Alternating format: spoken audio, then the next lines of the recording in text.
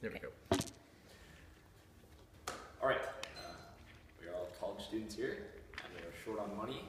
A lot of times people don't want to spend $7 for a fancy dessert at a restaurant, and they don't want to take the time, or maybe they don't know how to bake a fancy dessert at home.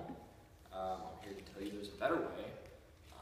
I'm going to show you my mom's recipe for apple pie. She's tweaked it for like 30 years now, so it's the product of many trials and errors, and I have been the subject of many of those trials, so I'm here to tell you that it is good, it is palatable, and I bought all these ingredients myself, so it is cheap.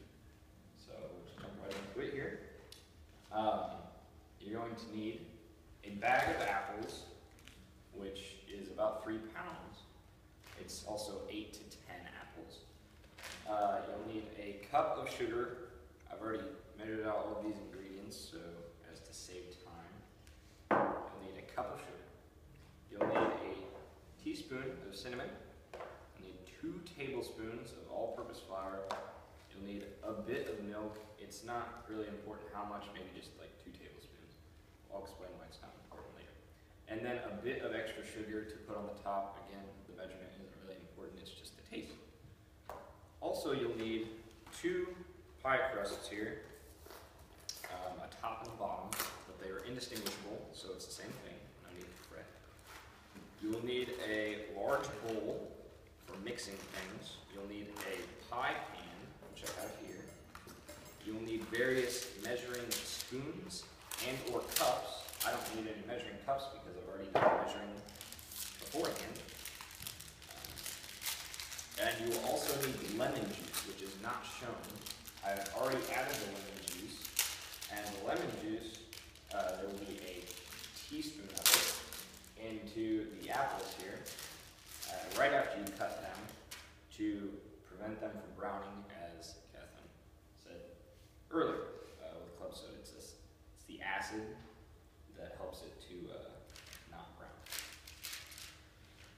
So, and then you'll also need a large spoon to mix things with, and a knife to cut various things. That is all of the ingredients and the equipment. Oh, and you'll need an oven, which I don't have an oven here, I have a box. So, to start things, you will want to take this out, these pie crusts, you want to take them out of the fridge beforehand and let them set for maybe 15 minutes, because whenever you don't let them set, it's kind of hard to start peeling this edge here, so I have let them set, I'm just bad at it. After you have those out, you'll want to preheat your oven here to 375 degrees as shown, and then you will have quite a bit of time on your hands, so you want to peel these apples. I chose to use Jonathan apples. The variety is important, but there are a couple ones you can use. You can either use Jonathan or Granny Smith, depending on how you like your apples. Granny Smith are a little bit more tart and crisp. I like my apples sweeter, so I chose Jonathan apples. And like I said, there are 8 to 10 apples in here. I used 8. But that's because I have a slightly smaller pan than I usually. So you'll want to peel those apples and then cut them into quarters, and then cut off the stem and the core. And once you have those, you will slice them into slices kind of like this. It's about 1/8 to 1/4 of an inch thick, and that's also to preference. If you like your apple pie chunky, you can make thicker slices. It's up to you. But once you have those cut, you can turn your attention to the pie pan, and you'll want to line the bottom with the bottom crust, which I chose this one to be the bottom. Doesn't really matter. You want to lay this in there, and then make sure that you press the crust up against the edges as to not make air bubbles between your crust and your pie pan. And then we will revisit this later once we have more ingredients prepared. So you take your apples with the lemon juice that you added right after you peeled them, and then you dump them into a big bowl. And then if you just added your lemon juice, you'll want to stir that up to make sure the lemon juice evenly coats the apples. Next, you'll have to turn your attention to the dry ingredients. And these dry ingredients we will mix separately. I'm going to mix them in this large mug that the sugar is already in. That's 1 cup. So you'll add your 2 tablespoons of flour, and you will add your 1 teaspoon of cinnamon.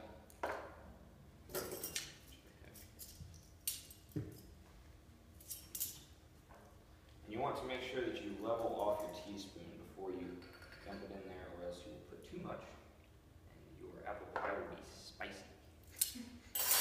Nobody likes a spicy apple pie. So once you have all of that added together, you will just kind of stir it around. You can use your big spoon if you like.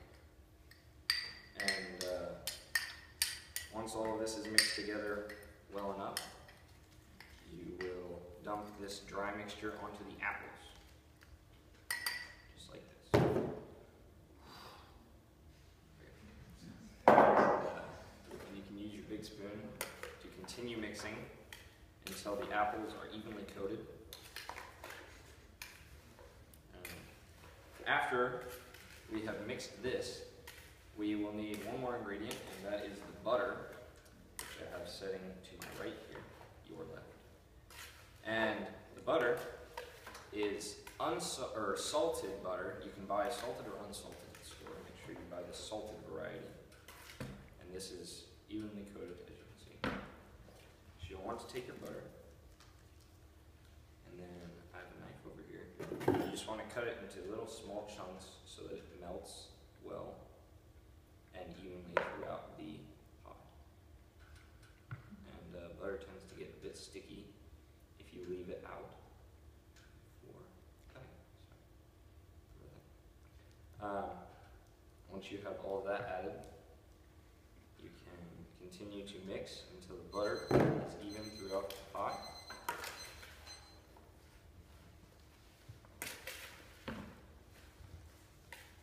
Alright, now you want to transfer this sugary goodness over to the pie pan that you've prepared. So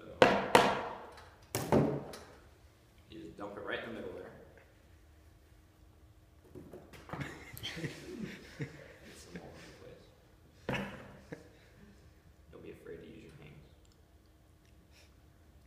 So once you have this in the pan, you will kind of spread it out to make sure that it's even throughout. And then you'll turn your attention to the other pie crust, which, if you get your hands straight,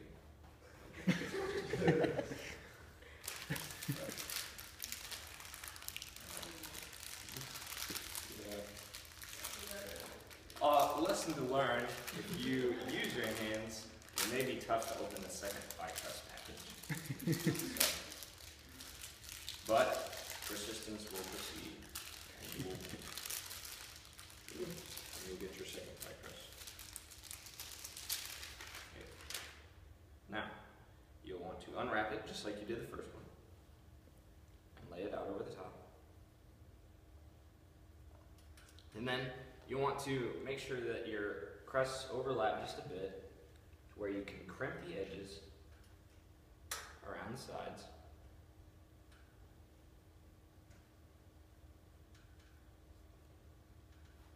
And if you have a little bit of excess on the top, you just roll it over. A little excess never hurt. And if it's too much, you can just cut it, because this is heavily overlapping on this side. So we'll trim to fit the pie pan. Place this off to the side. And continue crimping around until you get back to where you started, which is right over here. So, once that is completed, you will take your pie, and then you will take your knife, and you will cut slits in the top for venting purposes. If you don't cut these, then the pie will balloon, and there will be a big air pocket in there, and your pie won't taste great. So once that is prepared and cut, you will slide this into the pie. You have your milk here, which I described earlier. You just want to place your fingers in there, and then coat the top of the pie to make it sticky. And This milk kind of opens up the dough so that it's receptive to the sugar that we're about to put on it. So once you have coated the pie evenly with the milk, you will reach over and you will get your sugar, and you will just sprinkle sugar on top of the pie. And you can add more or less depending on your taste, but I like to add a little bit more. So once you have done that, you will slide the pie into the oven that you have preheated. You will cook it for 45 minutes. You will pull the pie out to check it, and then you will continue baking for 20 more minutes. And then it will come out all brown and delicious, just like that pie is over there. So, just to recap the ingredients, you have cinnamon, you have sugar, you have milk and a bit of extra sugar for taste, and then you have flour. You will need an oven, a pie pan, measuring utensils, a spoon for mixing, and a knife, and then a large bowl for mixing. Alright, hope you enjoy my mother's creation.